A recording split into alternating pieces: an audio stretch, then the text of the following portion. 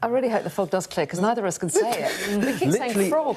Everyone around this table laughing at me. That was quite the moment. Sorry about that. It was just a bit of karma. It was exactly. Yes, yeah, exactly. Learned my lesson. Thank you, Zoe. Thank you, Zoe, yes. Time to look at the papers now. As you can see, Zoe Grunwald, political journalist, is here with us, as well as entertainment and royal correspondent at The Telegraph, India McTaggart. So welcome back to both of you. The papers, as you would expect, full of coverage of the Iran war and its ramifications. To kick off this hour, we're going inside the papers, a double-page spread in the Times, India. Yes, so this double-page spread, my God, you've given it to me.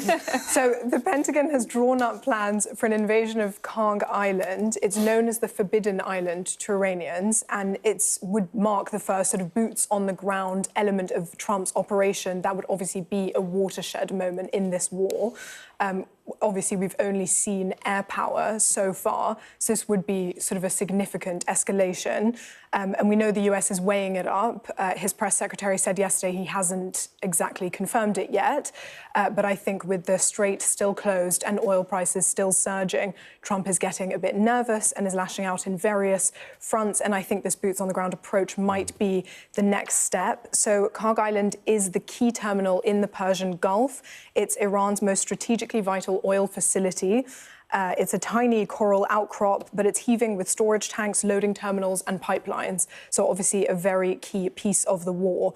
And it's apparently described as the lifeblood of Iran and protected by thousands of troops from the Islamic Revolutionary Guard Corps. Yeah, it would be a real step if he were to take this. Reporting in the Times is fascinating. And just outside of this, it is here in the Times reporting that the US are sending extra Marines to go there. They send what are known as Marine Expeditionary Units, up to 9,000 troops that would be used then in the case that they wanted to take the island to do so.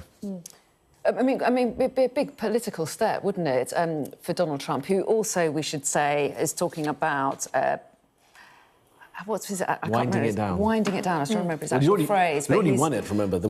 Yeah, he's put a post on True Social listing all the objectives that he says that the US has already achieved. So talking about possibly exiting, but in the meantime, there are troops on the way. So you could say keeping his options open. You could say that. Trying to confuse the enemy. You could say he's operating, you know, on a wing and a prayer. You could say his positions are entirely contradictory. I mean, I think this is... When you look at the people that propped Donald Trump up and voted for him, they voted for him because they didn't want America intervening in any more foreign wars.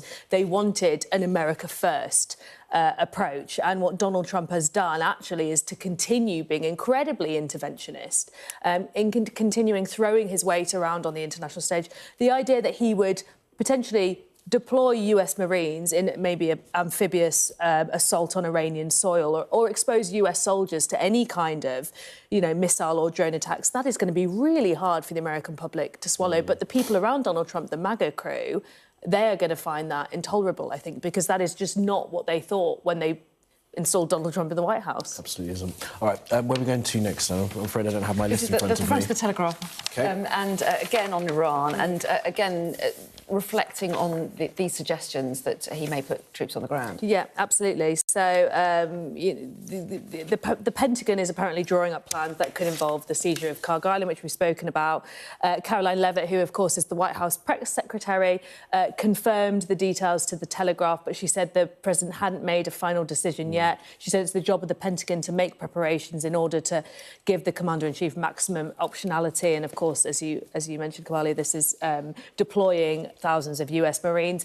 Some of this could be posturing, you know, it could be trying to put pressure on, but it is going to be of immense concern to the American public. You know, the spectre of Iraq, of Afghanistan, of Vietnam, all of these loom large in the American public's mind. And as I've said before, this is just not what the American people who voted for Donald Trump voted for. And I think there's already disquiet amongst the MAGA ranks about this military operation, about what the relationship between the US and Israel is, for example. Was this more Israel's assault that the US joined in on, and what that says about the US's control of its own deployment of its own military and, of course, of its own foreign policy. So lots of questions here, none of them easy for Donald Trump to answer, and any further escalation is going to get harder and harder for him to justify. OK, we're going to stay on the front of the Telegraph. India, you picked up this story about Prince Harry. Yes, so this is about his sort of ongoing security saga with the Home Office, which we know he's very vocal about. So the Telegraph understands there's a split regarding the view of a political risk and public backlash to giving Harry taxpayer-backed security.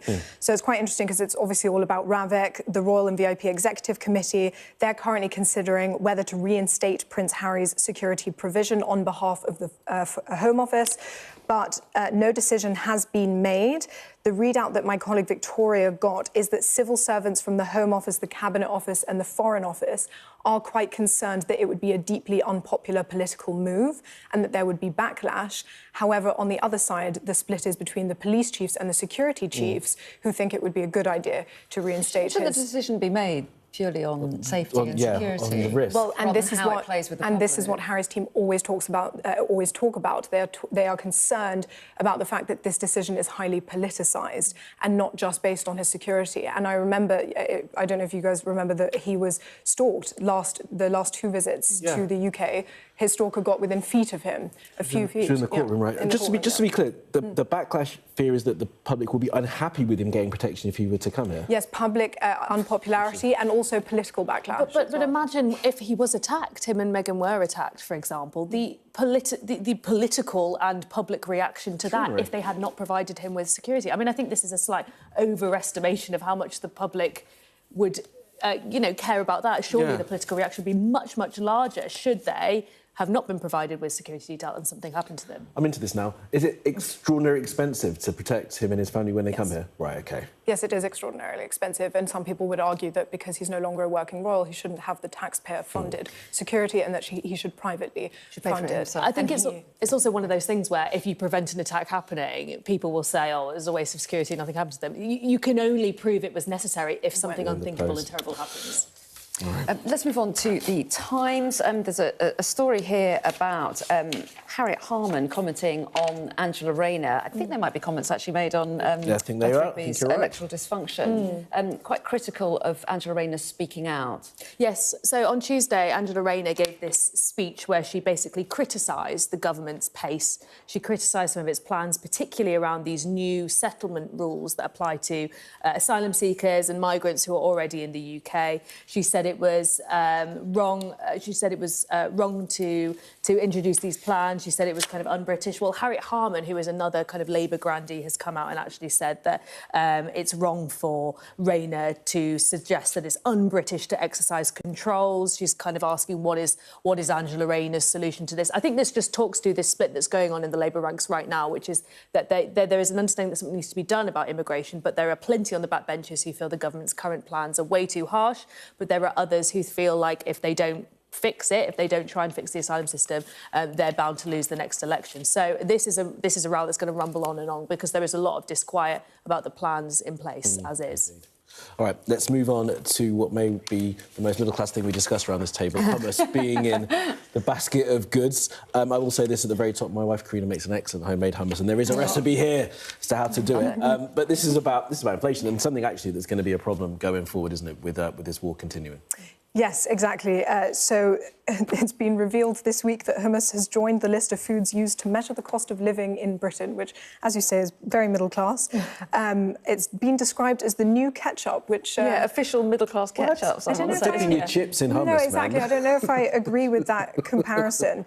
But as you say, it speaks to being a sign of the times, and we're basically being plunged into a second cost of living crisis, and everyone is panicking about the potential effect on inflation that rising gas prices and etc. will cause, and hummus is going to be a byproduct of that. Definitely is. But I guess maybe is it seen as sort of healthier and full of protein? Is that why it's it's become delicious more popular? too. It is. And I think fibre, fibre is a massive trend at the minute. People are fibre maxing, and I think chickpeas speaks to that. But chickpeas, hummus has been trendy for a long time, you know. It has been trendy. So yeah, maybe there are other cost of living indicators now. Let's move on. Catching up a bit late then. Dogs in Paris. Yes, dogs in Paris. This is quite a fun story because it's in The Guardian, yeah. It's in The Guardian, yes. It's the mayoral candidates in Paris And in the last election, only 57,000 votes were the deciding factor. So there are 100,000 dog owners in the city, and so the mayoral candidates have decided that courting the dog owners is going to get them to victory. And apparently only 500, and so there are 550 parks and open spaces in the city, but out of those, only 165 allow dogs on leads. And the city only has 43 enclosed spaces where dogs can run free. So I think they will try and increase that and try and sway the vote, the pet vote. That's fascinating, and I love the stats here. They've got cities ranked by dogs per square kilometre, and Paris is at the top. London's not in there. London's No. a feature. London's not in there. 2,857 dogs per square kilometre in Paris. I mean, that sounds like quite a lot. I wonder how many dogs are being pushed in those trolleys as well. Have you seen that? No. Never seen Oh, yes, I dogs? have, yeah. I know, I always worry about them. They're not able to they're like walk, but they old still get their dogs. fresh air. Is it just old dogs? Can we balance the them. dogs with the cats? Yes. We haven't got very long. Hey, I love it's in this the one. Times. 30 seconds. It's all right, it's very simple. Everyone wonders how cats always land on their feet. Well, we know now, They're excellent. because cats can sort of twist their body in two. So when it's dropped, it folds into a V shape, it can twist its back half and its front half separately, and it will always land the right way up. There's the science bit. Zoe, thank you very much for that. And there's a video of Don't that as well, try which is this excellent. Yeah, don't do that. I never land on my feet. Guys, thank you so much for that. Thank you very much indeed. That was great. Stay with us. We've got the top stories coming up next. We have.